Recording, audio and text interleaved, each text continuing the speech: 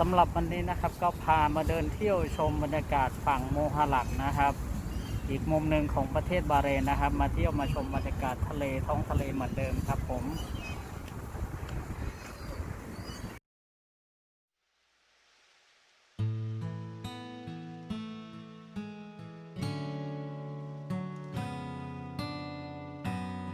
อันนี้ระหว่างทางนะครับเห็นต้นอินทผลัมลูกดกมากครับ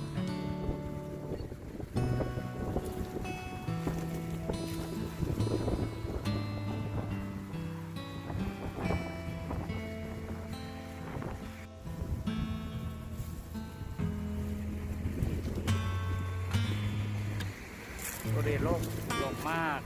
โอ้ยอันนี้ยังไม่สุกนะเนี่ยแต่ใกล้แล้วใกล้จะสุกแล้ว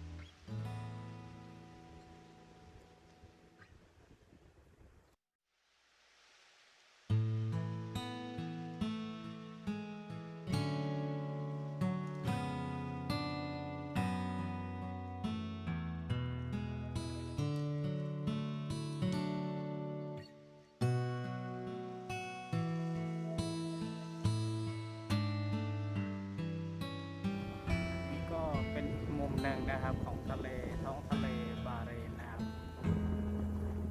บรรยากาศกำลังสวยงามครับในช่วง5 โมงครึ่งครับ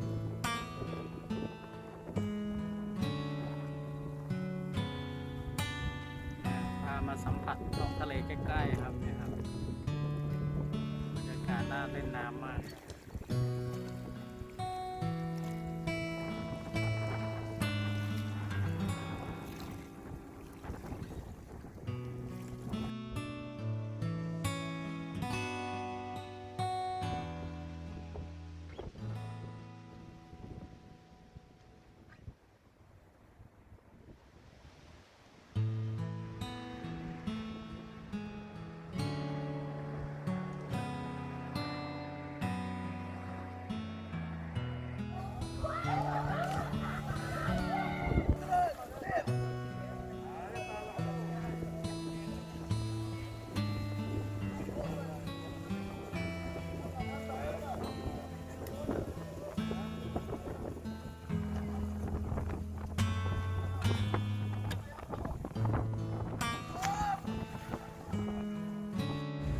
บรรยากาศกำลังสวยครับพระอาทิตย์กำลังจะรับขอบฟ้าเนี่ยครับเนี่ยครับอันนี้เป็นเรือโบราณนะครับของประเทศบาห์เรนนะครับแต่ไม่รู้ที่มานะครับเพราะว่ามันอยู่ใกล้ๆกับทะเลแล้วก็สวนสุขภาพครับ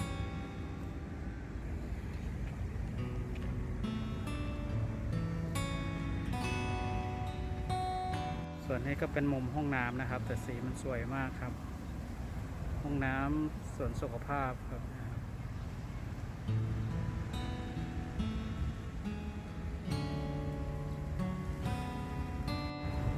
อันนี้จะถ่ายจากมุมสูงนะครับก็เห็นมุมภาพสวนสุขภาพนะครับสวยงามมากครับ